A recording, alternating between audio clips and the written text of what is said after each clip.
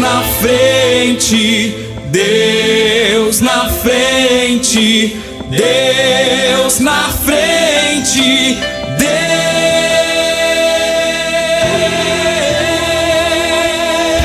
Deus nesta nação falida com conceitos.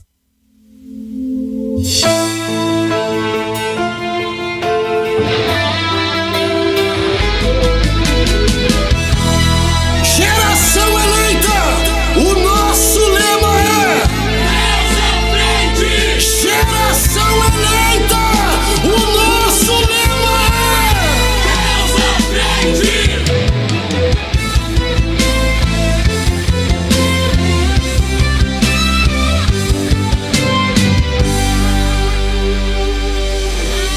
Deus na frente, Deus na frente, Deus na frente,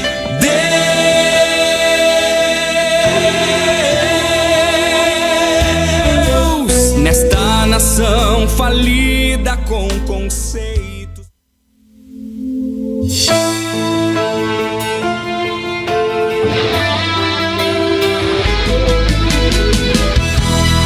Geração eleita, o nosso lema é Deus à frente. Geração eleita, o nosso lema é Deus à frente.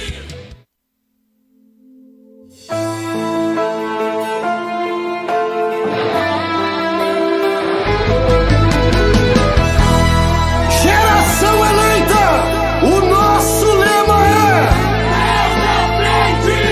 Geração eleita, o nosso lema é Deus à frente.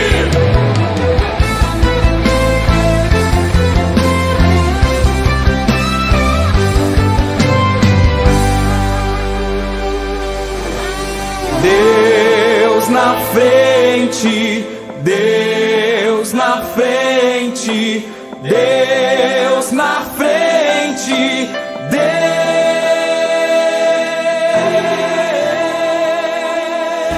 Deus nesta nação falida.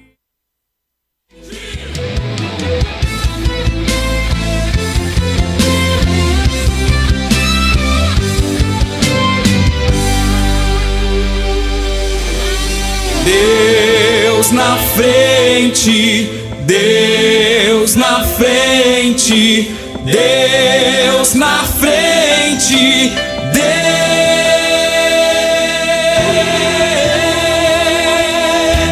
Deus nesta nação falida com conceitos.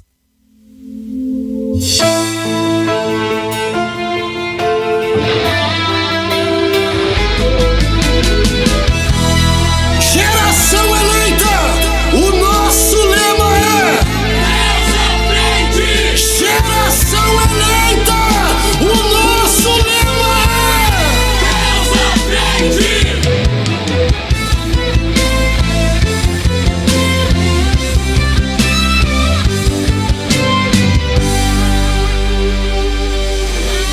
Deus na frente, Deus na frente. Está começando o programa Deus na Frente. Programa este da Superintendência da Juventude da Igreja Pentecostal Assembleia de Deus, Ministério Restauração. Nós temos como pastor presidente o pastor Humberto Schmidt Vieira. O nosso diretor de comunicação é o pastor Paulo Roberto dos Santos. E o pastor da nossa juventude, da Superintendência da Juventude, é o pastor Adriano Licidônio dos Santos. O nosso endereço fica Avenida Farrapos, número 312, bairro Floresta, Porto Alegre, no estado do Rio Grande do Sul. E é uma grande alegria estar com você mais uma vez nessa programação. Já estou aqui sintonizando também para estarmos juntos. Você já sabe que esse programa não é de uma só pessoa, desse ou daquele, mas é de todos nós, é de toda a juventude. Você já pode estar, saiu aqui o volume, mas você pode estar já compartilhando essa programação com os vossos contatos, fazendo seu pedido de oração. Já está aqui nas minhas mãos pedido de oração. Nós queremos orar hoje por esses pedidos de oração. Muitos irmãos já estão entrando aqui no ar, irmão Bruno Beltrame. Eu vou lhe apresentar mais uma vez. Estamos aqui com o nosso presbítero Bruno Beltrame, que é o líder da juventude da sede internacional. A paz do Senhor, irmão Bruno. Paz do Senhor, presbítero Vinícius, paz do Senhor a toda a juventude, a todos os irmãos e amigos videologados. Que o Senhor abençoe a vida de todos vocês esta noite. Muito bem, nós trouxemos aqui o irmão Bruno por convite, foi nosso convidado, então, para esta noite, porque o irmão Bruno ficou, né, irmão Bruno, ficou nos devendo aí, pediram, e o irmão Bruno trouxe, então, aqui o seu TCC, né, e nós vamos falar um pouco sobre Israel. Israel, que é uma nação diferenciada, né, irmão Bruno? Certamente. Certamente tem algo diferente com Israel, né? Inclusive para os analistas, né? Não só para os crentes, até os especialistas na área política consideram Israel um território bastante especial para as mais diversas áreas das relações internacionais. O território e o povo, né? E o povo. Que coisa interessante isso aí. Se vocês estão nos escutando bem aí, pode colocar no chat. Se estão escutando bem, eu quero ver aqui se está todo mundo nos escutando bem. Estão dando aqui paz, oração e união. Várias pessoas. A Janete está aqui com a gente. Janete Leonardo, glória a Deus. Cidade de Canoas, na escuta. Franciele Burges, Débora Barbosa, Rochelle Martins, Rudimar Thomas aqui conosco. Adiele Costa, Ruth Borba, Sheila, Sara, Roberto, vários irmãos aqui conosco.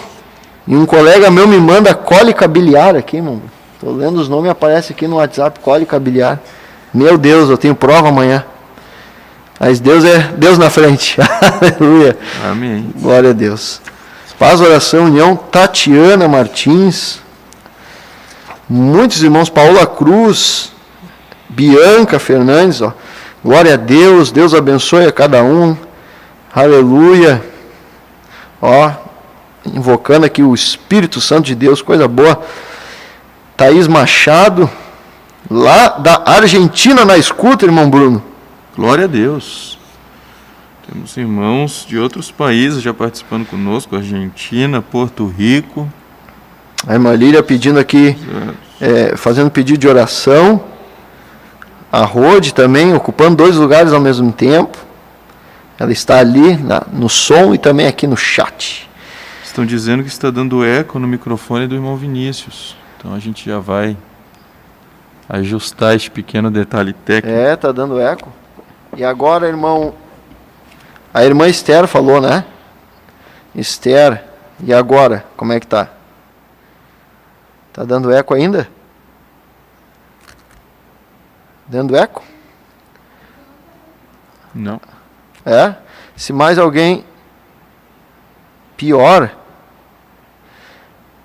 Não. Isaac Santos não. Agora eu já não entendi nada, irmão Bruno. Pior que não, sim. Que sim. Agora melhorou. Estamos online. Ó, Carmen, Regina, Victória, nossa secretária da superintendência. Agora melhorou.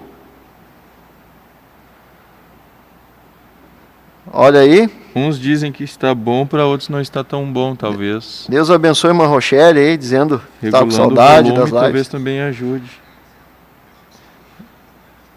Agora não, Bianca, agora não. Está bom então. Está bom, então tá bom.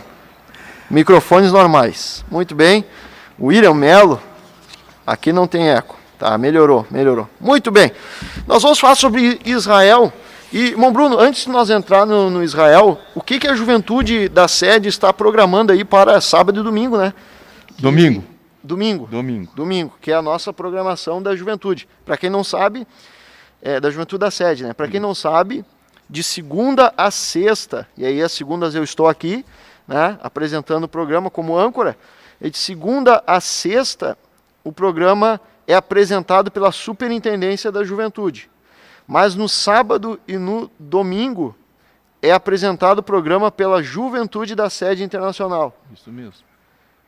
E o que tem para nós de surpresa aí no domingo, então, irmão Bruno? É no domingo, né? Exatamente. Nesse próximo domingo, dia 5 de julho, se Deus assim permitir, estaremos dando início a um projeto que veio ao nosso coração e cremos ser da parte de Deus. Já passamos as nossas lideranças. Esta proposta é de abordarmos temas seculares, temas que são discutidos amplamente no meio acadêmico, que é nos níveis de graduação, pós-graduação, mestrado, doutorado e também até nos níveis escolares, fundamental e médio. Alguma coisa destes temas também são tratados, onde os nossos jovens são bombardeados com mensagens contrárias à palavra de Deus, querendo desconstruir aquilo que estamos aprendendo na palavra de Deus. Então, abordaremos aqui nas transmissões de domingo temas como criacionismo versus evolucionismo, temas como aborto, ideologia de gênero, homossexualismo, ateísmo e humanismo versus a fé em Deus. Outros temas que já está em nossa programação, temos assuntos para muitos dias, né? É quase impossível até esgotar um destes temas. Agora, é fundamental, irmão Bruno, que a juventude esteja participando junto, né? Certamente. Porque é um tema que envolve todos nós. Sim, nesse primeiro domingo nós optamos pelo tema criacionismo e evolucionismo. E para os irmãos compreenderem melhor, irmão Vinícius, o objetivo é que possamos, através dos nossos entrevistados que estarão aqui conosco, entre eles o presbítero Vinícius, que já aceitou de bom grado o nosso convite, munir os nossos jovens de argumentos também científicos, que atestam da palavra de Deus. Então o jovem vai estar na universidade, vai estar no colégio, e ele vai ter argumentos para poder usar com seus colegas, com seus professores, podendo com isso também defender a sua fé.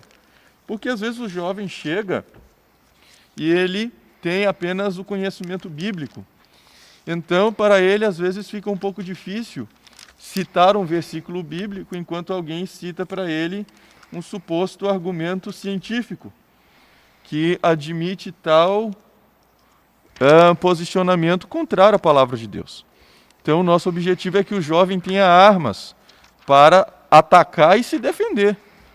Não só se defender, mas também atacar no bom sentido, né? No melhor sentido desta palavra, atacar no sentido de expressar a verdade que ele tem. A defesa da sua fé, né? Em relação à fé dele e poder apresentar a outros. Que a palavra de Deus é a verdade. Então, nesse sentido, foi que eu usei aí a palavra ataque, né? No sentido bíblico da palavra. Sabe que o nosso sistema de defesa, irmão Bruno, os glóbulos brancos, né? Nosso sistema de defesa, eles são um sistema de ataque, na verdade, né? As pessoas falam sistema de defesa do corpo humano, que é um sistema de ataque. Ele ataca quem entra. Mas no bom sentido da palavra, claro, defender a sua fé. Vai ser uma apologia à fé. Exatamente. Né? Defesa da fé. Irmão Bruno. Inclusive, vamos trazer referenciais de livros, né, acadêmicos, enfim, escritores diversos, para que os irmãos também possam ter fontes para seguir pesquisando e estudando. Vão poder fazer perguntas. Eu acho que isso é muito interessante, pelo sentido de que, tenho certeza, porque nós vamos abordar aqui o que for científico e o que for já assim, tratar a ciência da maneira como ela deve ser tratada, de forma a trazer coisas consistentes e reais e verdadeiras, não uma ciência que não se compromete com a verdade. Exatamente. Como muitas vezes nós vimos isso no tempo do cientificismo, por exemplo, aí no século XX, aí começo do século XX,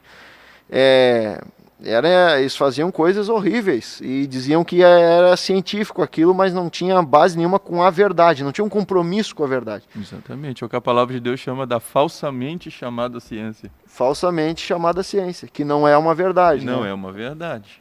Muito bem. Então, Muito se existe bem. a falsa, existe a verdadeira.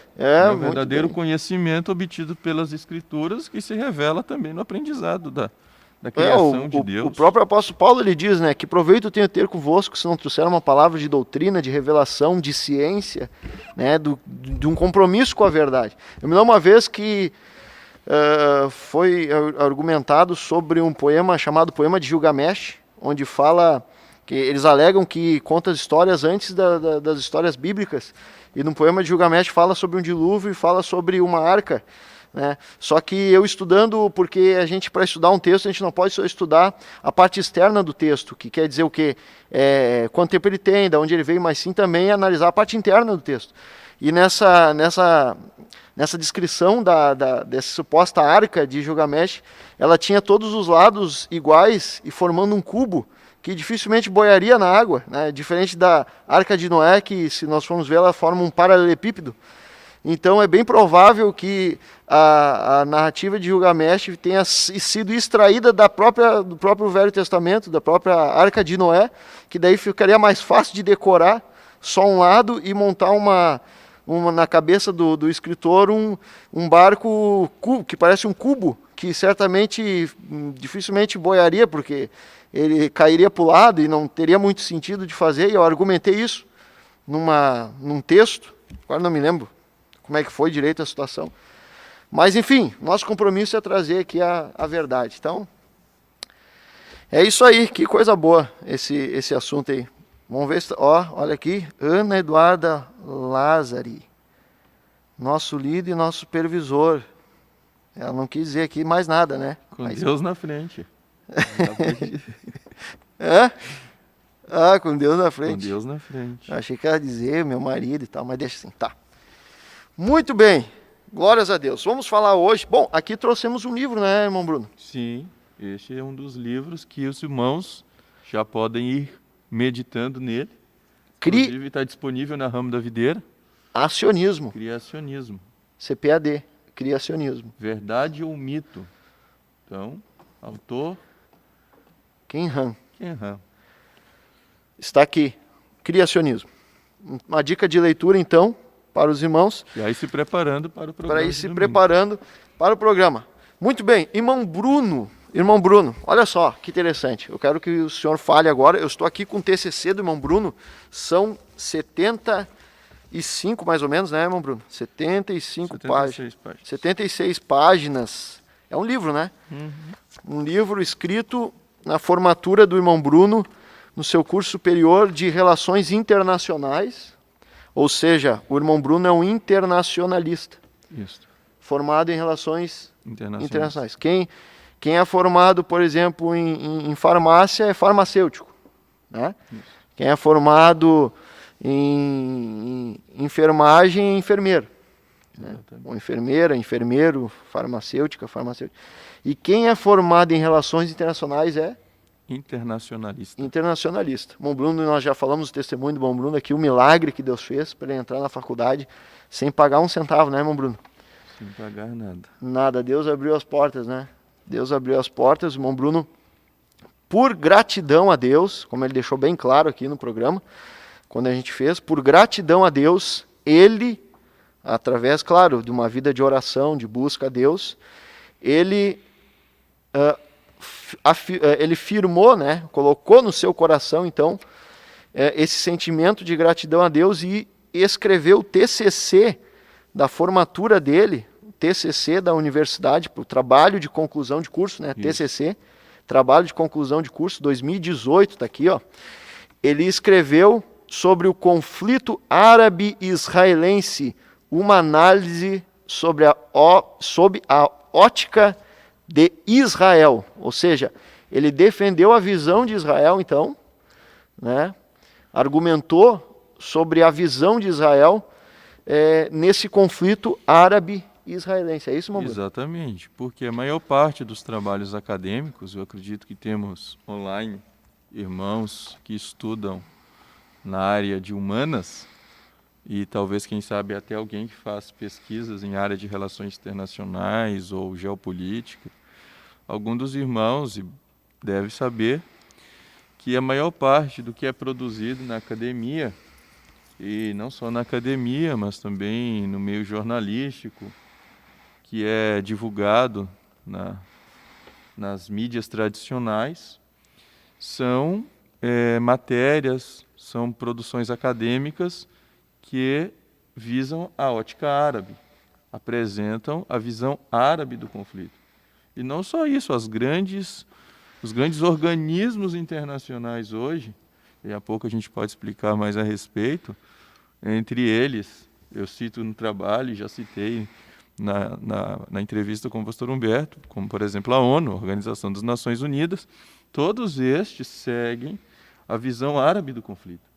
Então, o meu objetivo como cristão foi apresentar o outro lado, porque um conflito ele sempre tem dois lados. Exatamente. Quando se apresenta apenas um lado, não é justo, né?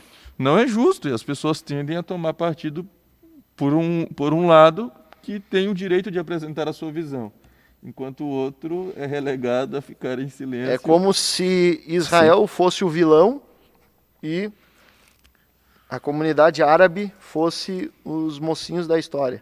Exatamente. Né? E Israel sempre o vilão, sempre o vilão, sempre o vilão. Nós vamos discutir isso hoje nesse programa. Então, você se prepare aí, né? Se você está de jejum, fique de jejum.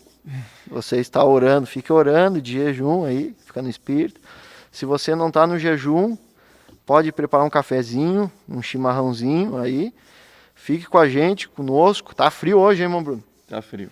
O irmão Bruno é lá de Minas Gerais. 13 graus agora. Para nós aqui é quase um verão, né? Os gaúchos aqui não sentem muito. Não, sente sim, brincadeira. Tá frio, tá frio. Eu briguei com o Bruno que eu ia ligar o chuveiro no morno. Eu tava no frio até agora, eu ia ligar no morno. Brincando com ele, mas na verdade tá frio mesmo, Bruno. Tá frio, não é só para mineiro, para gaúcho também. E nós vamos ouvir um louvor agora dedilhado no piano pelo nosso, não só jovem aqui da sede, né, irmão William Pimentel, mas também nosso professor de piano. Ele é professor de piano, o William, dá aula de piano, e agora vai estar louvando a Deus com os seus dedos, dedilhando, irmão Bruno. Que coisa linda isso, né? Aleluia. Estará dedilhando um louvor a Deus nesse momento.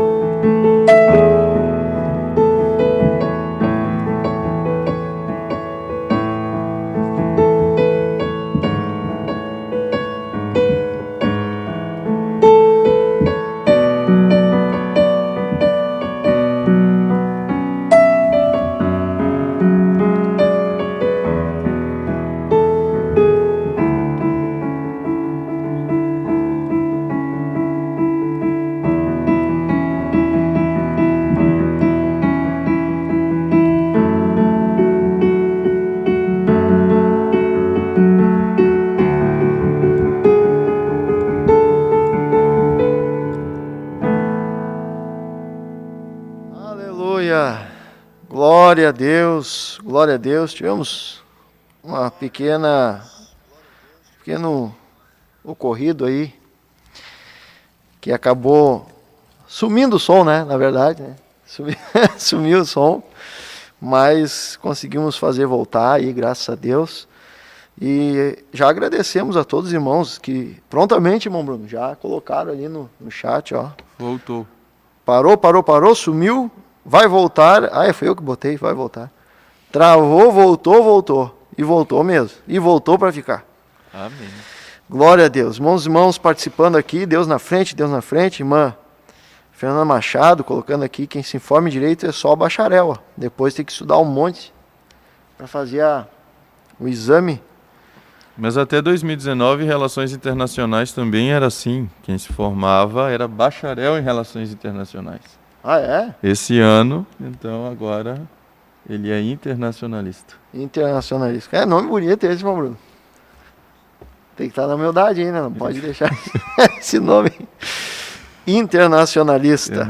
Muito bem. Irmão Bruno, olha só. Bem. Eu queria começar pelo começo. É um bom lugar. É um bom lugar. O Brasil teve vários nomes. Foi chamado de Pindorama pelos índios no começo, nome indígena, Pindorama. Já foi chamado de Ilha de Veracruz, Terra de Santa Cruz, até Terra dos Papagaios já foi chamado. O Brasil. Aí, mas ele recebeu esse nome Brasil, e os estudiosos dizem que Brasil é porque tem aquela árvore que eles usavam ela para tinta, que ela saía uma cor vermelha, igual uma brasa, vermelha de brasa, e aí era a árvore, era conhecido como pau-brasil, que da onde saía aquela coisa vermelha lá, aquela tinta vermelha que eles chamavam de brasa. E aí ficou o nome então de Brasil. Mas Israel, quem é que deu o nome desse país aí? Bom, conta para nós aí, irmão. Aí nós teríamos que nos remontar aos tempos bíblicos, né? Quando... Como é que é essa palavra, irmão Bruno? Remotar. Ai, que palavra bonita, não conhecia ela. Remotar, de remoto, de coisa... Aí, coisa bonita essa palavra. Remotar aos tempos bíblicos. Quando Jacó, naquela luta com o anjo, Deus lhe dá um novo nome. Ele diz, a partir de então, não te chamarás mais Jacó, mas Israel. E a nação que se forma, então, da descendência de Abraão, Isaque e Jacó, que tem o nome alterado para Israel, passa a se chamar povo de Israel, que quando tomam posse da terra de Canaã, né, que era a terra que Deus havia jurado dar àquela nação, àquele povo, que ainda não era uma nação, mas era um povo. Então, quando eles tomam posse da terra, a terra passa a se chamar Terra de Israel. Quando se estabelece o reinado, então, o tempo dos reis, se torna o reino de Israel. Então foi Deus que deu o nome para essa nação. O nome surgiu da parte de Deus quando Jacó, que significando suplantador, enganador, né, tem por Deus o nome alterado para Israel. Muito bem. Bom, Bruno, eu quero seguir um pouco a linha aqui do teu TCC, né, onde foi escrito aqui, e os ouvintes, os participantes, todos nós, os jovens aí, podem sair fazendo todas as perguntas, das mais difíceis que vocês souberem, nós vamos perguntar para o Bruno. Vamos botar ele aqui, né, no... sem pressão, né, meu Bruno? Hoje eu estava conversando com alguns jovens que não é feio dizer que não sabe, então talvez eu vou ter que praticar o que eu disse. Eu me lembro que uma vez o senhor falou para mim assim, não é feio dizer que não sabe, até Jesus disse que não sabia. Quando ele estava como homem nessa terra, ele disse que não sabia quando ele ia voltar, né? Isso é uma coisa interessante, nós vamos discutir aqui sobre Israel, e domingo vai ser falado sobre o criacionismo, e durante várias programações falam sobre vários assuntos. Você não precisa ficar com peso aí nas suas costas de achar que você tem que ter resposta para tudo, né? Por exemplo, nessa pandemia agora, eles querem exigir dos crentes resposta para tudo. Não é feio dizer, eu não sei. Eu sei quem sabe. Eu conheço quem sabe, que é Deus. Mas eu não sei. O crente não tem que ter resposta para tudo também. Ele tem que ter resposta para aquilo que ele tem convicção, né, certeza daquilo que ele estuda, daquilo que ele enxerga, daquilo que Deus fala com ele. Mas não tem que ter resposta para tudo. Nós não temos essa carga, carregar essa carga com a gente, né, irmão Bruno? Nem Jesus carregou ela. Né? Nem Jesus carregou ela. Mas, quando a gente fala nem Jesus carregou, porque certa feita perguntava para Jesus qual é o dia que ele iria voltar, né? O dia que Jesus iria voltar para buscar a igreja. Jesus disse: isso só o meu Pai sabe, só o Pai lá de cima sabe, só Deus sabe. Então Jesus, como homem aqui, também não tinha todas as respostas, apesar de ter praticamente todas. Praticamente todas. Mas o crente, então, não tem que ter essa obrigação. Não ande com essa obrigação de ter resposta para tudo. Muito bem. Eu me lembro. Permite um parênteses aqui, eu acho que é importante. Pode falar, irmão Bruno. Está nos saudando, ou melhor, está dizendo glória a Deus no chat, o nosso querido companheiro lá da Índia. A Índia está participando deste programa. Glória a Deus, que coisa tremenda. O evangelista Ramesh está online conosco. Oh, Ramesh. Escrevendo em português. Glória a Deus. Ele fala português.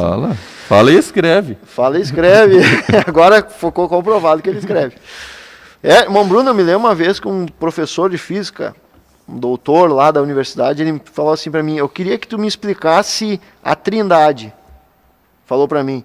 E eu falei para ele: só se tu me explicar o salto quântico. Aí ele também não tinha como me explicar, eu também não expliquei, entendeu? As pessoas querem que a gente tenha a resposta para tudo. Muito bem, irmão Bruno, o que é soft power e geopolítica, religião, geopolítica, origem do conflito de Israel com os palestinos? Não é palestino, como é que eu digo? É Israel, os árabes. Né? Os árabes. Isso. Na verdade, o termo Palestina foi um termo usado desde o Império Romano para tentar descaracterizar a ligação de Israel com a terra. Então, foi o próprio Império Romano, após, né, expulsá-los ali desde o ano 70, né, quando Israel, então, é completamente tomada pelo Império Romano, Jerusalém é sitiada, destruída. Então, foi um termo... Porque Deus deu a terra para Israel. Digamos que é quase uma alcunha, né?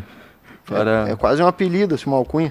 Para poder desvincular qualquer laço entre o judeu e a terra de Israel. Então passaram a chamar de Palestina. Entendi. Claro, é porque Deus deu a terra de Israel para o povo judeu. Sim. A Bíblia diz, Deus deu.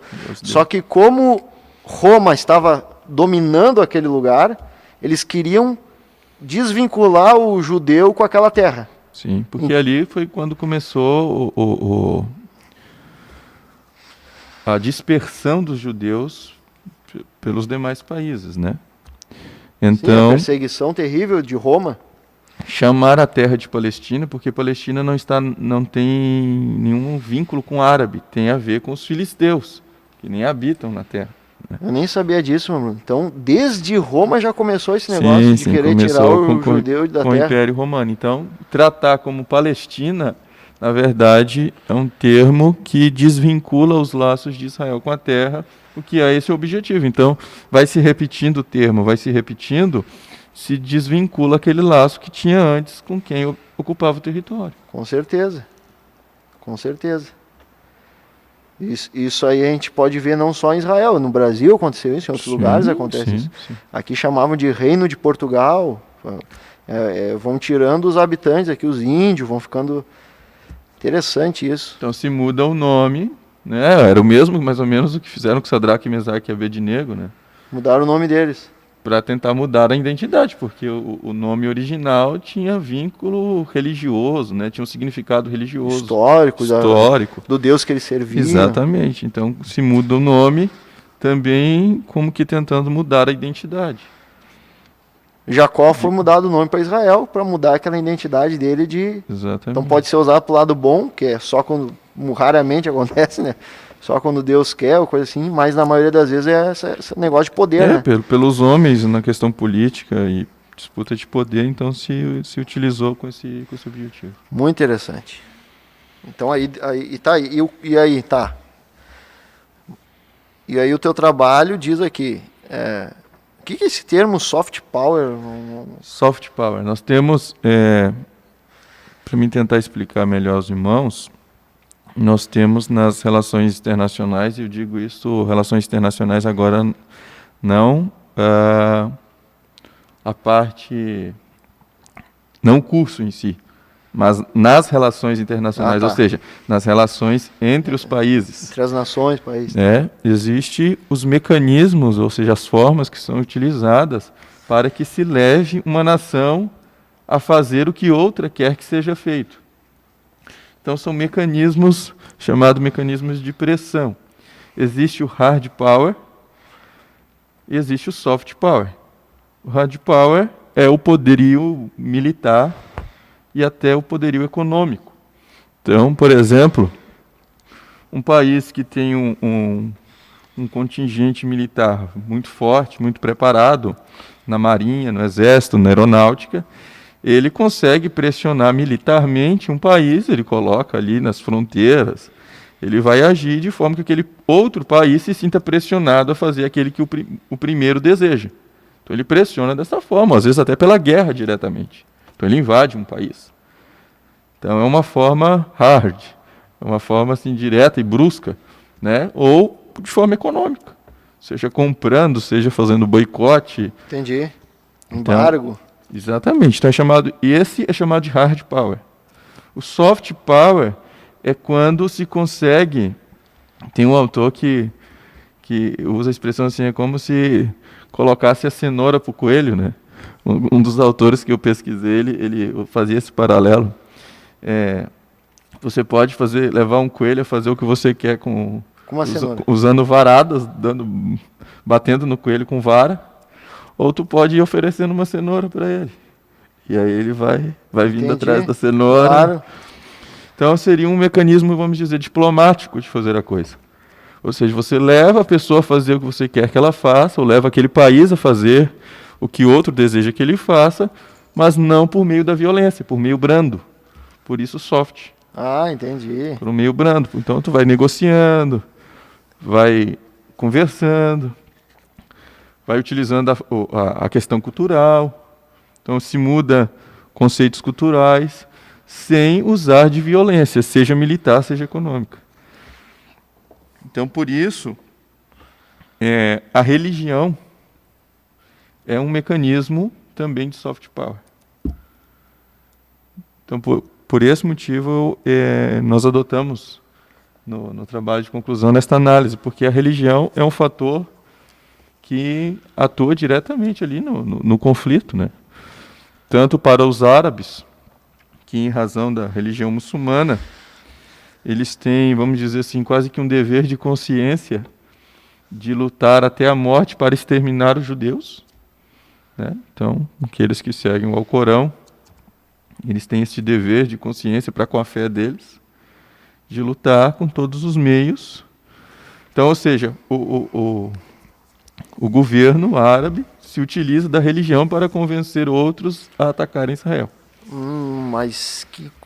Olha só, irmão Bruno. Ao passo que Israel também, só para deixar, também tem um lado religioso ou seja, pela fé que eles têm em Deus, eles batalham pela terra que Deus disse que era deles. Eu tenho aqui, irmão Bruno, e aí o irmão pode me falar se... Não sei se estou sendo claro para os irmãos, né? Eu estou tentando... os irmãos podem... Não, para mim está sendo claro aqui, irmão Bruno. Claro mesmo? Para mim está claro, tem a ver para Tem 3 minutos que ninguém fala nada no chat. Eu não sei se estou sendo realmente claro. Os irmãos podem fazer pergunta aqui, tá? Se não ficou claro, pode falar. Eu estou aqui, irmão Bruno, com Almanaque Abril. Eu gosto de ler o Almanaque Abril, né? Eu comprei esse Almanaque Abril, eu tenho aqui dados, são uns dados um pouco antigos. Mas... Que ano é o Almanaque? Esse aqui é de 2014. 2014. Faz 6 anos. E ele tem aqui alguns dados, ó. Por exemplo, assim, ó, a população lá de Israel, em 2013, era de 7,7 milhões. Mais ou menos isso, né, mano? E aqui diz assim, ó, a composição: israelenses nativos de origem europeia, 41%. Europeus, norte-americanos, africanos e médio-orientais, 40%. Árabes palestinos, 19%. Aí diz assim, ó, aí o idioma, o hebraico, árabe, oficiais, inglês. Hebraico, árabe, inglês. E aqui diz assim, ó, religião: 72% judaísmo, 19% islamismo e 2,4% cristianismo. Sim. Batem bem pouquinho cristão lá, né? 19% islâmico e 72% são 2%. judeus lá em Israel. São judeus. Eu não sei se tá especificado aí no almanaque, mas o território de Israel completo hoje, ele é menor que o menor estado brasileiro. O menor estado brasileiro é o Sergipe. Sergipe, né? E Israel é menor que o Sergipe. Todo o país de Israel é menor que o Sergipe. Menor que E é um espaço de terra, ou seja, tão pequeno, mas que o mundo inteiro está de olho nele. Ele tem um ponto estratégico, né? Exatamente. Ele já foi chamado até de umbigo do mundo por um geopolítico chamado Mackinder. Inclusive Hitler se baseava um pouco nas teorias dele, teoria do poder terrestre, Meu Deus. porque ele acreditava que o coração do mundo, o Heartland, ele estava ali no norte da Ásia. Então quem conquistasse aquele norte da Ásia, conquistaria o mundo. Ou seja, tu conquista o coração, tu conquista todo o restante. E Hitler se baseou as suas expansões, as suas invasões nesta teoria. E para ele, para este autor, Mackinder, o Heartland, o coração do mundo, era o norte da Ásia, mas Israel era o umbigo. Israel. Então era uma parte também fundamental da conquista. Que é como se fosse assim o centro do... Por exemplo, o umbigo é o centro do corpo humano, né? Dali tu alcança todas as outras estruturas, né? Então o umbigo seria Israel. Que coisa, né? Uma terra menor que o menor estado brasileiro. Uma terra menor que o menor estado. E assim, irmão Bruno, é uma terra pequena. Aqui tem 70... Isso aqui é impressionante, ó. Tem 72% de judeu, só que ele está do lado, Israel está cercado do Egito, né? Tô certo? Ele vai me falando. Egito, Jordânia, Síria, Líbano. Muito bem. Meu Deus, irmão. Esses Egito... Cercado de países árabes. Não, o Egito é mais de 90%. Eu tenho aqui o Egito aqui no almanaque. O Egito certamente é mais de 95% é islâmico. Síria, Líbano, todos países islâmicos. Ou seja, um território pequeno, cercado por países inimigos. Israel tem o mar pelo lado ocidental, o mar Mediterrâneo, e todas as demais fronteiras são nações inimigas. Que coisa. Além disso, tem os financiamentos feitos pela Rússia, pela Turquia, que é inimigo declarado também de Israel. Então, a situação de Israel não é uma situação fácil. Inclusive, se o irmão me permite... Pode falar. Existe um questionamento, por que Israel sempre venceu as guerras? Obviamente, existe o fator intervenção divina, né? Ou seja, Deus peleja por Israel. Mas os analistas, eles observaram o seguinte: Israel é um país sem saída. Como eu disse há pouco, ele tem na parte ocidental o mar Mediterrâneo e no restante de todas as suas fronteiras, países inimigos. Ou seja, não tem para onde correr. Israel não tem uma saída. Qual é o resultado disso? Israel vai para o ataque. Então, os especialistas dizem o seguinte: se tu quer vencer o inimigo, deixe pelo menos uma rota de fuga para ele. Porque na pressão ele vai fugir. Mas Israel não tem para onde fugir. Ou Israel luta ou morre. Se Israel não luta, não vence. Então, quando eles vão para a batalha, eles vão com este pensamento: ou nós lutamos ou nós vamos deixar de existir. Então, eles vão com tudo para a guerra. E existe a bênção de Deus em relação das promessas. Eles sempre vencem as batalhas. É que não tem para onde Israel fugir. Quem olhar o mapa de Israel, se você colocar aí e ver o mapa de Israel, você vai ver que é o seguinte, Israel ele está cercado por inimigos. Cercado por inimigos. Inclusive na primeira guerra que houve, foi a Guerra de Independência ali em 1940. Vamos falar da Primeira Guerra aí. A Guerra de Independência, porque a independência ocorreu em 1948, né? Quando, de um lado, havia a decisão das Nações Unidas de que o território, que antes ele era administrado pela Inglaterra ou pela Grã-Bretanha, né? Que era o nome utilizado, quando havia findado este mandato, então as Nações Unidas decidiram repartir o território. Repartindo o território, ficaria uma parte para Israel e uma parte para a Palestina, considerando que a parte pertencente a Israel era uma parte desértica, teoricamente infrutífera, né, por ser desértica. O que não houve aceitação por parte dos árabes. Então houve aquela votação, né, aquela votação histórica, onde foi presidida pelo chanceler brasileiro Oswaldo Aranha, que inclusive é gaúcho, era gaúcho, né, que eu já falei. Tá, mas os gaúchos tem que ficar calma aí, tá? Não podemos ser bairrista. Então ele era gaúcho. Foi ele quem presidiu a sessão, que permitiu né, a decisão das Nações Unidas da criação de 2 estados. Então seria criado um Estado judeu, e um Estado árabe. E o Estado árabe. Porém os árabes não aceitaram. Ah, não aceitaram? Não aceitaram. Então, o que Israel faz? A ONU decide, no dia seguinte, Israel declara independência. Então, independente do que as Nações Unidas haviam decidido, Israel declarou independência. Aí Israel não quis mais saber. Israel declarou independência.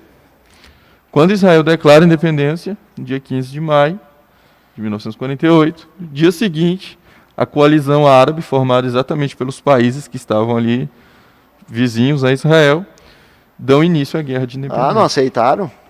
Agora, irmão Bruno, que dia que foi essa independência? 15 de maio. De? Maio de 1948. Tá, mas aí foi depois da Segunda Guerra Mundial. Sim, sim. Mas aí tem o fator Hitler na história também envolvido, então.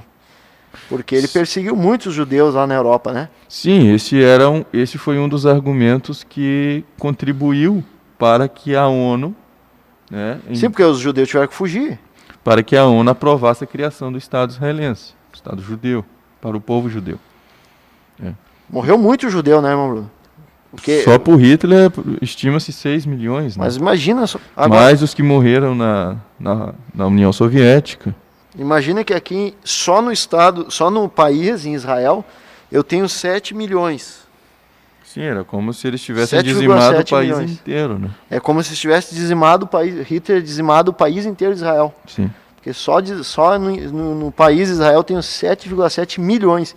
E Hitler matou por baixo aí 6 milhões de judeus. Eles fugiram, então muitos judeus fugiram para Israel. Sim, muitos judeus fugiram. Já havia um movimento desde o final do século XIX, um movimento de retorno, chamado movimento sionista, né? Por causa de Sião?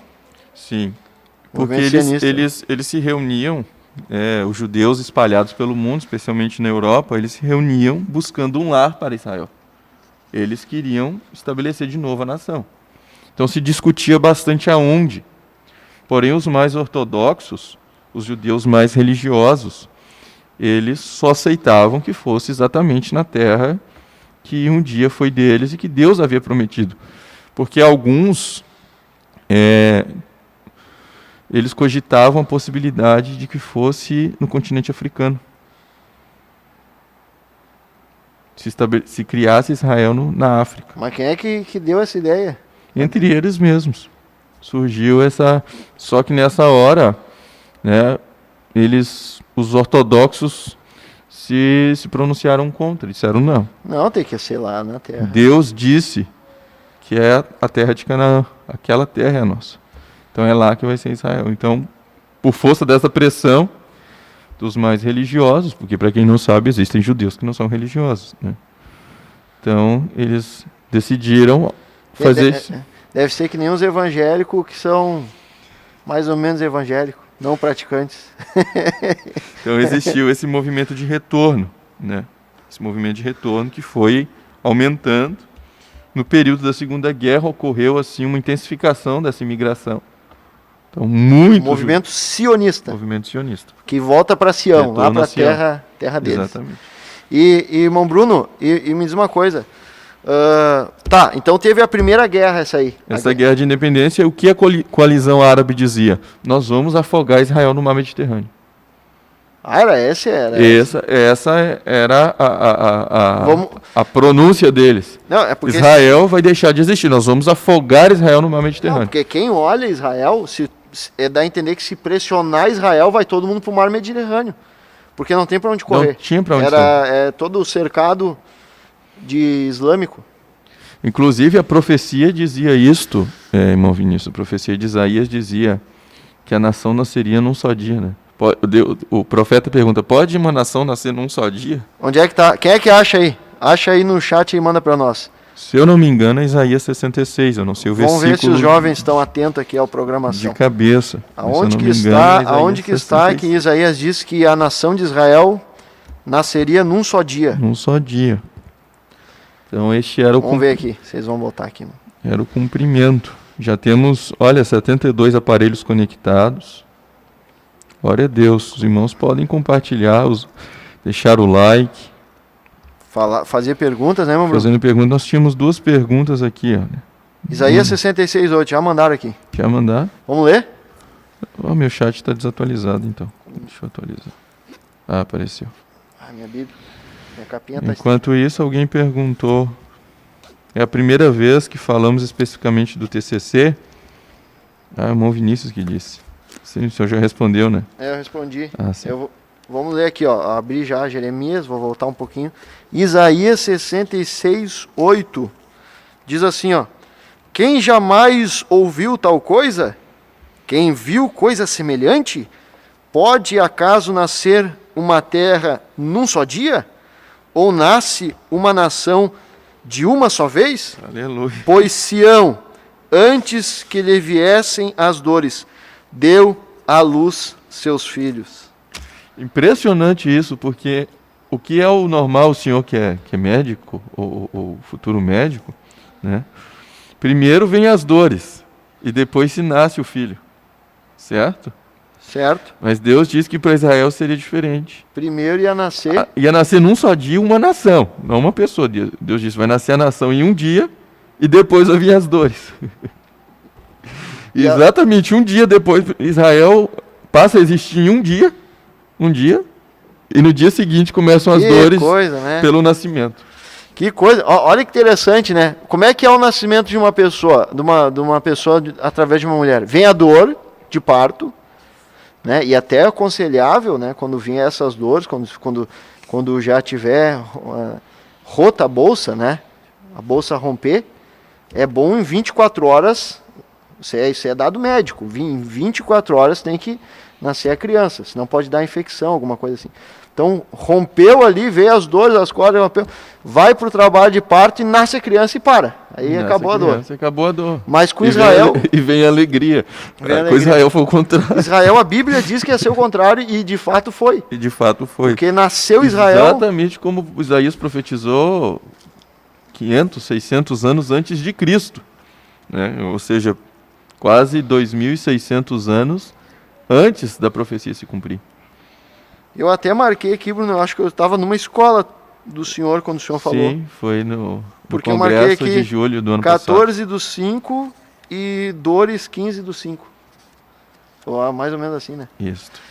Muito interessante. Muito interessante. Exatamente. Tá, e então a guerra de independência aí, como Ocorre é? essa guerra de independência. Como E quem venceu? Israel.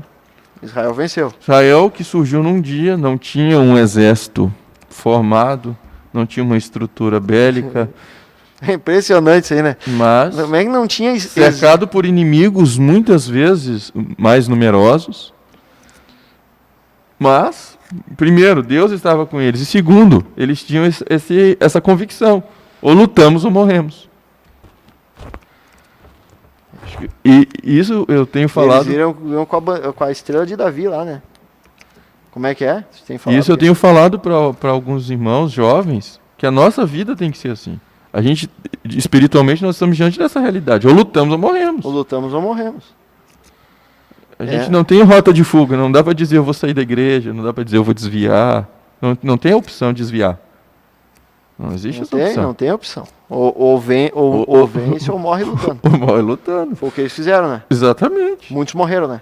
Morreram lutando, mas Israel venceu. Mas Israel venceu. E a igreja vai vencer. A igreja já venceu, a igreja é vencedora. Muito bem. Glória a Deus. Glória a Deus. Vamos escutar mais um louvor e vamos continuar falando. Quero falar das outras guerras também. Tem muitos mistérios aí, né? Tem muitos testemunhos dessas guerras aí.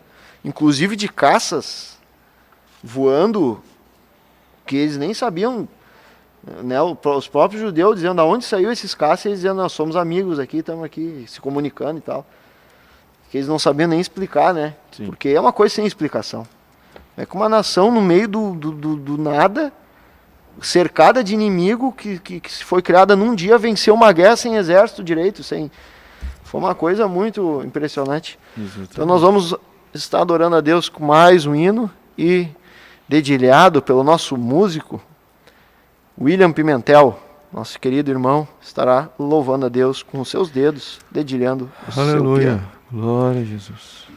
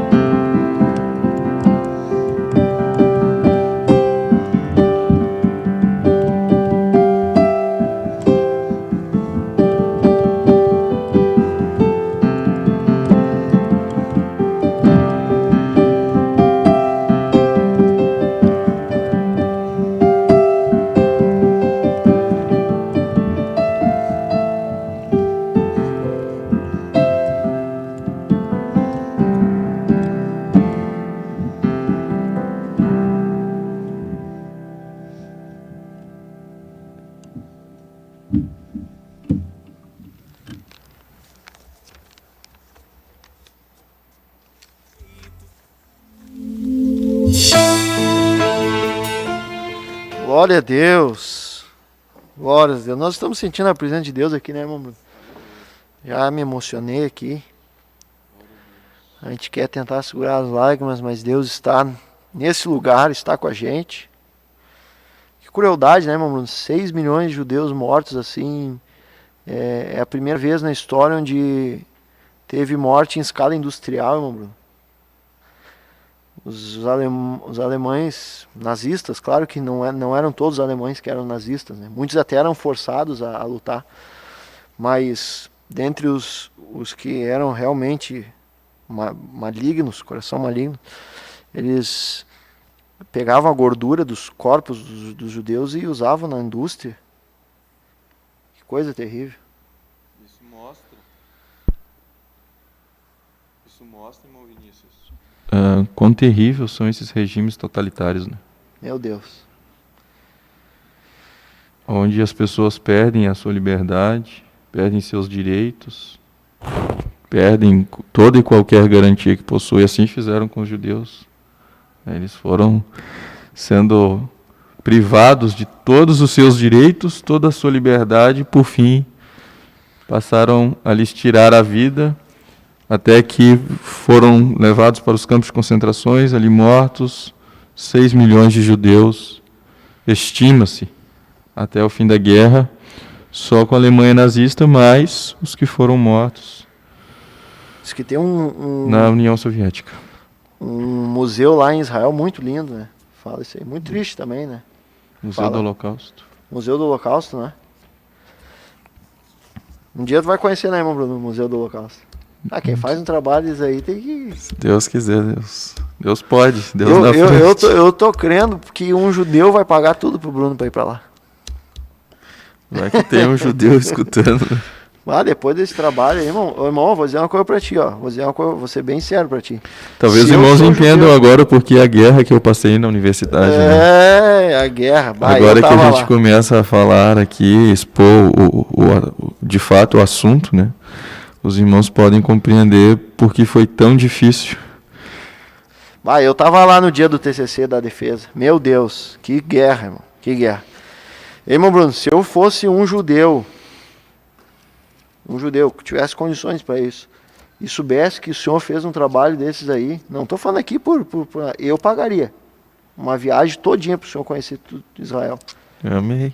Eu, sem sombra de dúvida. O irmão não é judeu? Não, e nem tenho condição. Não, porque realmente foi um trabalho extraordinário, assim, né, buscando de uma maneira sensata, lógica, mostrar a verdade dos fatos. Irmão Bruno, teve outra guerra depois da guerra da... A guerra de independência, né? Só fazendo um ajuste aqui na fala, a independência de Israel foi no 14 de maio, o início da guerra, chamada Guerra de Independência, então no dia 15. Né, 15 de maio de 48. Até porque é para a Bíblia ser verdadeira, né? Porque a Bíblia diz que vir primeiro nascer e depois é Exatamente. Muito bem. Exatamente. Depois, mais uma vez, em 56, então 1956, houve a chamada Guerra do Sinai. Guerra do Sinai. Guerra do Sinai. Quem ganhou? Israel, mais uma vez. Mesmo em desvantagem. Os irmãos sempre precisam considerar que Israel estava em desvantagem. Porque são... várias nações, ó. São coalizões que se formavam de 6 a 7 países árabes, com participação de outros países que, embora não sendo árabes, ou tinham a influência do islamismo, ou porque financiavam, né? Então, Israel realmente estava, vamos dizer assim, sob total pressão. Contou com apoio em boa parte dos Estados Unidos, em alguns momentos da Rússia, da antiga União Soviética, em alguns momentos, né, não em todos, mas contou em alguns momentos com o apoio da União Soviética. Então Israel também consegue vencer a Guerra de 56, chamada Guerra do Sinai. Inclusive tem um livro bastante interessante, chamado Guerra do Sinai. Quem não leu e gosta do assunto, é bem interessante. Conta ali um pouco da história de um dos principais generais do exército israelense, que é o Moshe Dayan. Um livro bem interessante. Após 56, então, temos em 1967, aquela que é conhecida, e acredito que todos já ouviram falar, a famosa Guerra dos 6 Dias. Ocorreu, então, em 1967. Né? Essa guerra ela foi bastante interessante. Guerra dos 6 dias. Dos 6 dias. Havia toda uma movimentação por parte, a coalizão, ela era liderada especialmente pelo Egito. Então os exércitos iam se colocando à fronteira, né? Porém não atacavam.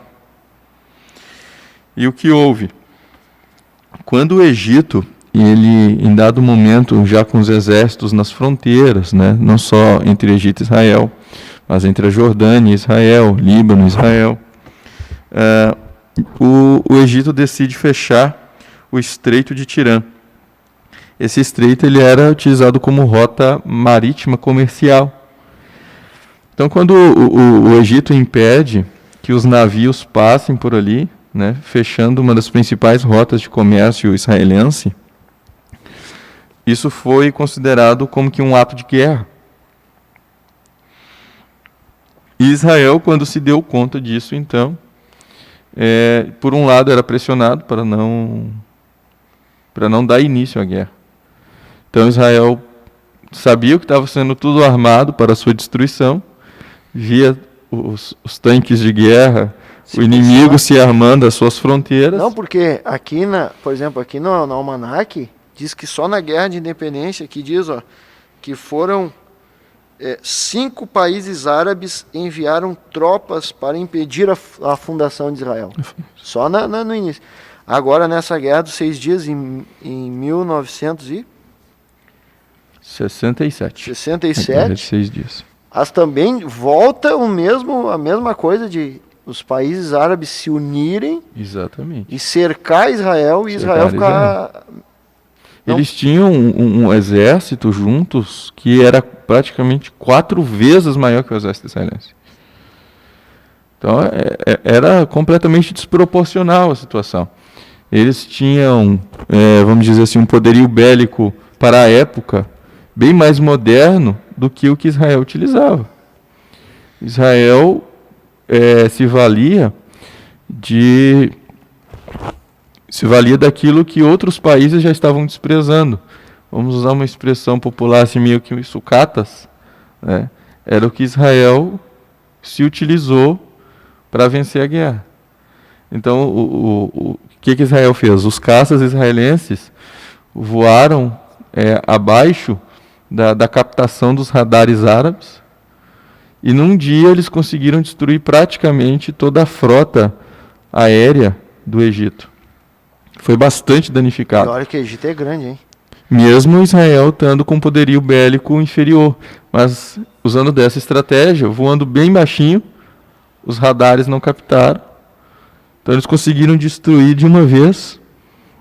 Vencer o Egito. Boa parte da força aérea egípcia. Eu gosto dessa expressão aí. Misericórdia, não quero falar mal. Quando houve essa surpresa, o crente tem que vencer o Egito, irmão. Então os demais países souberam que o Egito estava sendo atacado, foram tentar se deslocar, e Israel começou a atacar pelas outras fronteiras também.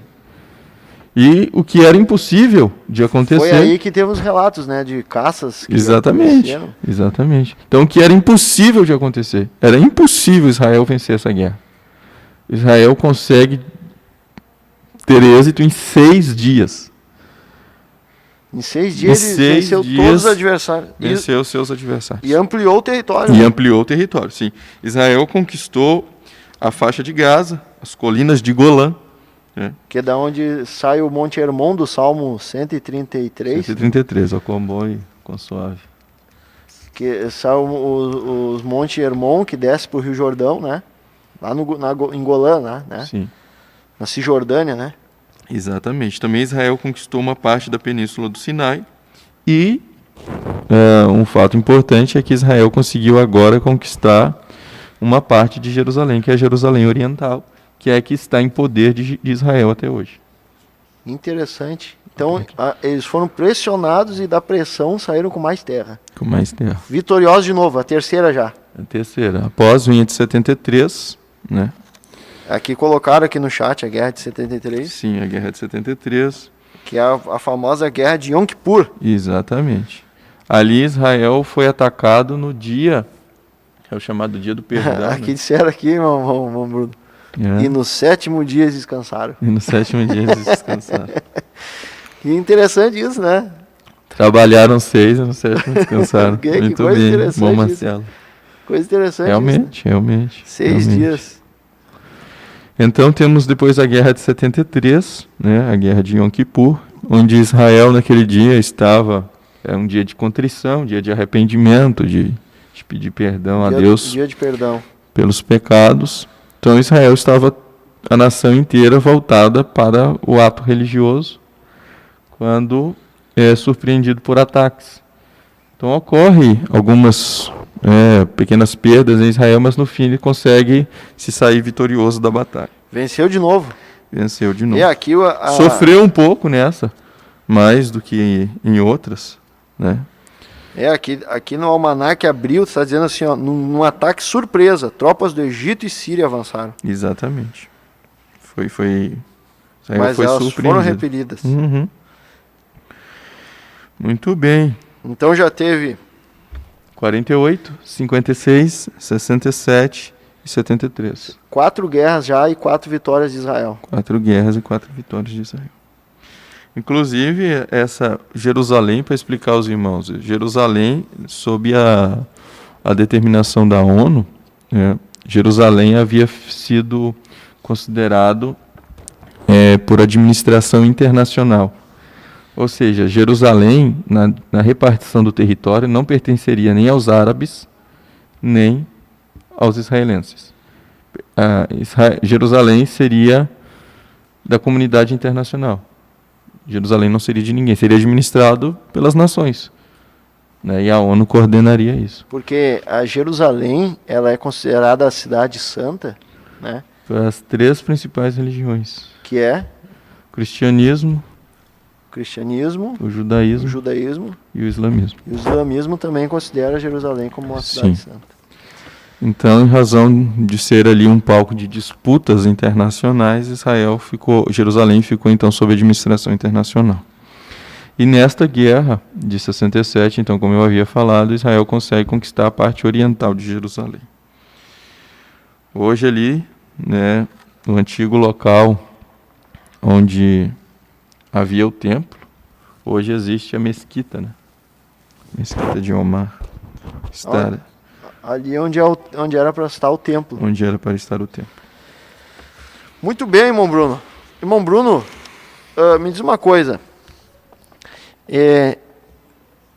A ONU tem umas coisas estranhas na ONU, eu confesso pro irmão. Tem muitas? Muitas coisas estranhas. Quem é que elegeu os secretários da ONU? Como é que eles vão parar lá? É uma boa pergunta, porque ninguém sabe, parece, né? que não há resposta. Não tem eleição, não tem voto, não tem eleição, não tem voto. É ser administrado. A ONU é quase inquestionável, né? O que a agenda da ONU colocar... O que a ONU fala é lei para as nações, né? É irrefutável. Então, não nos cabe aqui discutir o tema em si, mas, por exemplo, um dos braços da ONU, que é a OMS, muda de opinião a respeito de assuntos de saúde várias vezes, né?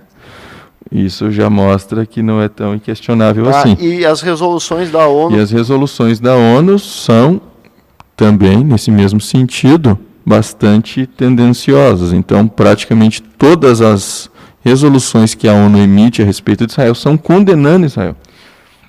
Então, Israel é condenado por infringir direitos dos árabes. Inclusive, foi condenado pela CEDAW, que é um dos organismos da ONU que trata a respeito do direito das mulheres, por violar o direito das mulheres. Nós discutimos isso um dia, né, no programa. Sim. Sendo que os países islâmicos, que as mulheres não tinham nem o direito de tirar a carteira de motorista... Não mostram um rosto, enfim. Não tinham sido condenados. Não tinham sido condenados. Israel foi condenado pela ONU. Israel foi condenado. Na verdade, eu estou aqui com a carta, a resolução 3379 da ONU, do dia 20 de novembro, ou melhor, do dia 10 de novembro de 1975. Tem ela em inglês e tem ela em espanhol, né? E na versão espanhol é mais fácil de compreender, né, para quem não compreende inglês.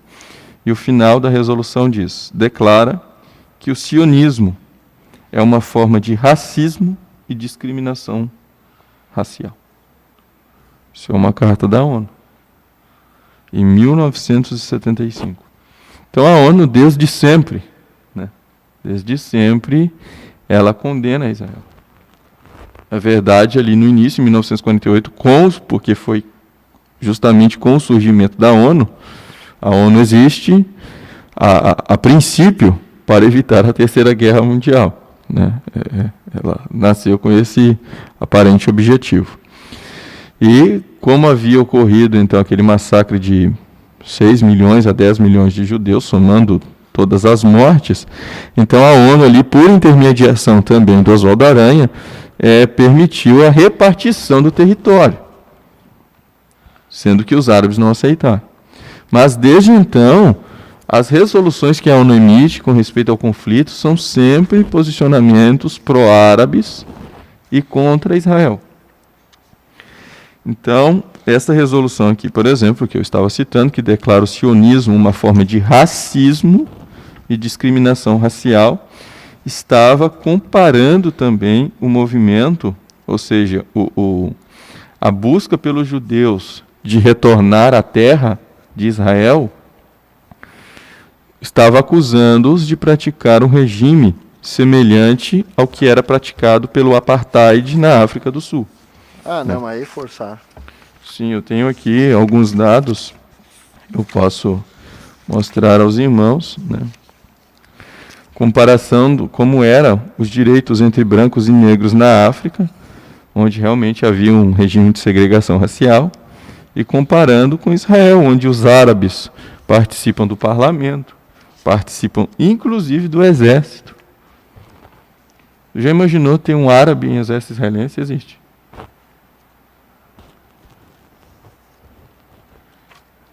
Sendo que o exército para eles é algo muito importante, né? Porque Sim. são altamente atacados. Então existem árabes no parlamento, existem partidos árabes Em Israel. em Israel. As mulheres atuam na sociedade, na política em Israel. Então, todas estas acusações, na verdade, eles usam isso mais em relação aos palestinos, né? Eles procuram justificar isso em relação aos palestinos que estão na faixa de Gaza. Irmão Bruno, é que eu sou, evidentemente, muito mais leigo nesse assunto, mas eu nunca vi um judeu assim, amarrar uma bomba nele, explodir. Mas existem grupos terroristas islâmicos que fazem essas coisas. Sim, sabe dizer alguma coisa? O que eu me lembro aqui, o Hezbollah, acho Hezbollah, que o Fatah. Fatah, o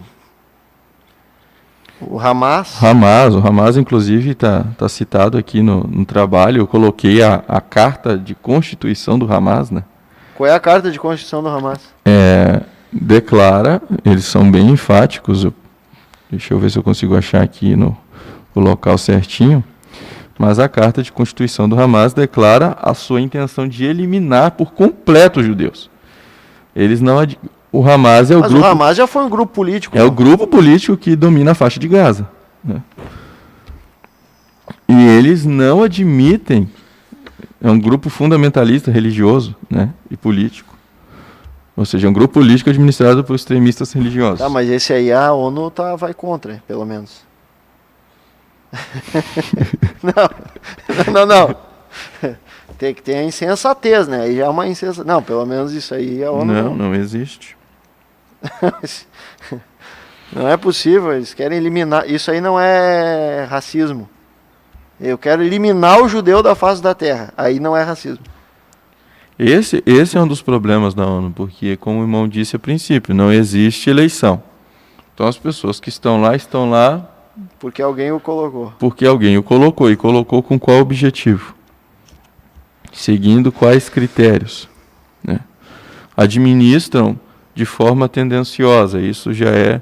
E a cada renovação... o fortalecimento dessa agenda de interesses da ONU vai seguindo. Entre eles, a destruição da imagem por fim da própria existência de Israel. Porque eles atacam a imagem de Israel, colocando o mundo contra Israel. Daí a pouco não existe Israel. vai se formando o mesmo que Hitler foi fazendo na Alemanha. Ele foi culpando os judeus pelos desastres do país, a ponto, daí a pouco, a sociedade alemã querer a expulsão dos judeus. Daí a pouco se tornou racional enviá-los aos campos de concentração. Daí a pouco já se tornou totalmente plausível eliminá-los, porque era um bem à humanidade destruir os judeus. A mesma coisa é o que vão conduzindo hoje.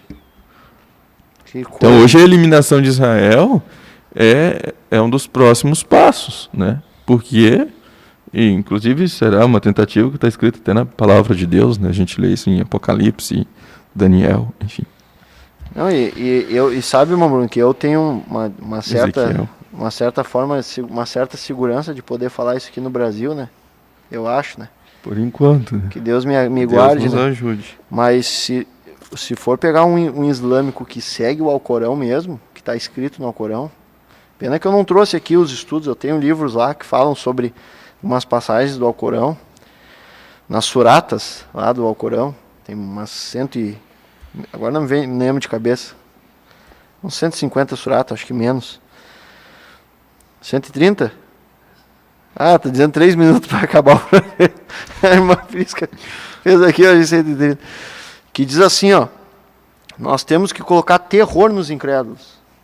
Se chama terrorismo, né? Golpear o pescoço dos idólatras, que é o cortar o pescoço. Coisas assim terríveis. E esses grupos, por que eu falo desses grupos que nem o Hezbollah, Hamas, porque eles seguem o que está no livro e praticam aquilo que está escrito. Exatamente. Eles chamam de radicais, não é radicais, são os praticantes. Sim. Exatamente. Esses dias um amigo falou assim, um irmão falou, não existe um islâmico que não seja radical, porque se ele é fiel, ele é radical. Um irmão falou para mim, tu é amigo, tu não vai ser amigo de um islâmico, Deus, se ele não for praticante, eu sou. Se ele for praticante do Alcorão, não tem como ser, porque está dizendo para botar terror nos incrédulos, no Alcorão. Está dizendo para golpear o pescoço dos idólatras. Deus não ama os idólatras, o Alcorão diz. Deus não ama o pecador. Ele não ama. Ele não ama o incrédulo. Deus não ama no Alcorão. É diferente do Deus da Bíblia. Que Deus nos amou, nós mortos. Nos amou primeiro, né? Nós mortos dos nossos delitos. Mas o Alcorão não. O Alcorão diz assim, ó: Deus não ama o pecador. Deus não ama o incrédulo. Deus não ama o idólatra. Já o Deus bíblico ama, ele ama, ele ama e quer salvar. Ama e quer salvar. E só para concluir, irmão Vinícius, para os irmãos ficarem bem sintonizados neste último minuto aqui, a única democracia do Oriente Médio é Israel. Puxa vida, mais essa. Os demais países não são países que seguem o modelo de democracia. Ainda que alguns até coloquem a palavra democrática no nome, mas não são países democráticos. O único país democrático no Oriente Médio é Israel. E, como eu estava dizendo, do Conselho de Direitos Humanos da ONU, entre 2006 a 2016, ou seja, período de 10, 11 anos, né, de 187 resoluções que eles emitiram para o mundo inteiro, dessas 187, 66 foram para Israel. E sempre condenando. Quantas? Vamos de novo. De 187, 66, ou seja, o mundo inteiro.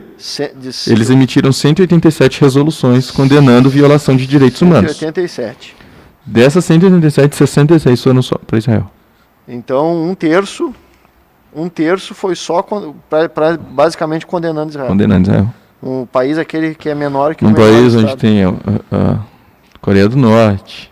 Tem Coreia do Norte, tem China, tem um monte. Tem a China, tem os países islâmicos que praticam Sharia, praticam a Sharia, a lei, a mutilação de mulheres, a mulher não tem.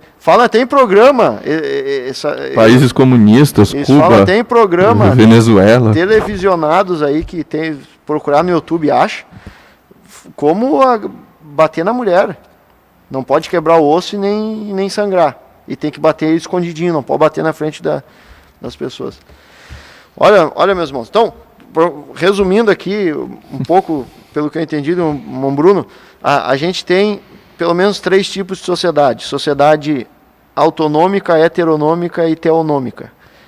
Israel é a única heteronômica que é regida por leis, tem diversidade, mulheres participando, Sim, islâmicos, vários outros povos participando das leis. Israel vive um modelo democrático. Modelo democrático. Agora uma sociedade autonômica, onde tem um líder que manda uma lei imposta, imposta sem ser discutida, né? Não pode ser discutida. Um líder que manda e desmanda. Por isso que são muito condenados os líderes dos países islâmicos, que eles fazem coisas terríveis, genocídios, e ninguém pode discutir. Ninguém discute. Se discutir, desaparece, enfim, misteriosamente desaparece. Esses países autoritários, como o irmão Bruno está falando aqui, no Oriente Médio que é democrático, que é Israel. Os países autoritários, não só no Oriente Médio, como Coreia do Norte, terrível. Que país terrível lá. China também. Não sei se você sabe, mas na China não tem canais de televisão para as pessoas, é só o que o governo coloca lá. E colocaram que o vírus, esse coronavírus, foi os soldados americanos que transmitiram lá para a China. É impressionante, né? É impressionante. É o único lugar, eu acho que é um dos únicos lugares do mundo onde o médico descobre uma doença, em vez de ser aplaudido, ele é preso. Ele é preso e desaparece depois. É preso e depois morreu, né? Descobriu o coronavírus. Desapareceu, né? Ele desapareceu e nunca mais foi visto. Viram ele com a fotinho no... Terrível. Bom, meus irmãos, chegou ao fim essa programação. Nós falamos aí do TCC, trabalho de conclusão de curso, com muita coragem aí, muita determinação, foco, luta. Me lembro dessa época aqui, o irmão Bruno escreveu então 76 páginas defendendo a visão, uma ótica israelense sobre o conflito dos árabes e dos israelenses. Bem diferente do que nós estamos acostumados a ver. Quase não existe trabalho assim, irmão Bruno. No Brasil, o senhor viu trabalhos assim? Eu encontrei só de um professor no estado do Pernambuco. Só um professor, o irmão encontrou. E trabalhos árabes, defendendo a visão árabe? É o que mais tem? Incontáveis. Incontáveis. Então, com muita coragem, defendeu esse trabalho. E nós explanamos aqui, porque é muito interessante tudo isso, para você. Muito bem. Aqui os irmãos já pedindo as bênçãos de Deus sobre as nossas vidas, irmão Bruno. Nós carecemos da oração de vocês. Nós vamos fazer uma oração agora, nos despedindo, já pelos pedidos de oração. E eu vou convidar o irmão Bruno para orar então, irmão Bruno. Amém, vamos orar. Senhor Deus, graças te damos por esta noite. Oh, aleluia. Pedimos, Deus, a tua bênção sobre a tua igreja, também sobre a nação de Israel, Senhor. Deus, a tua palavra, tua palavra nos ensina, sim, Senhor, a orar por Israel. Orar, Senhor, por Israel. E nós oramos agora. Oh, bendito. Pedimos que o Senhor nos abençoe, que haja paz em Israel, Senhor. Nos ajude. Atenta, Senhor, para os pedidos de oração, para as necessidades que têm se manifestado, Senhor, oração, Deus, crendo que o Senhor nos ouve e nos atende, Pai. Deus. Em nome de Jesus, oramos por tua igreja, por nossos Deus, líderes, pelo pastor Adriano, Senhor, por nosso pastor presidente. Oramos, pedimos a sua bênção, a sua graça, Senhor, por toda a juventude do ministério. Em nome de Jesus oramos e agradecemos. Amém. Em nome de Jesus, Senhor, em nome de Jesus, para a glória do teu Aleluia, nome. glória a Deus. Atende a nossa oração. Muito bem, chegamos ao fim de mais uma programação. Agradeço a participação de todos vocês que estiveram conosco aqui na programação da juventude. Muito obrigado, irmão Bruno Beltrão. Eu que agradeço a oportunidade de estar aqui de novo. É uma honra recebê-lo aqui. Alegria é minha. Muito obrigado. Deus abençoe o senhor. O irmão também. Quero ver o senhor em Israel. Amém. Aleluia. E não podemos esquecer, juventude, o nosso lema é Deus na frente.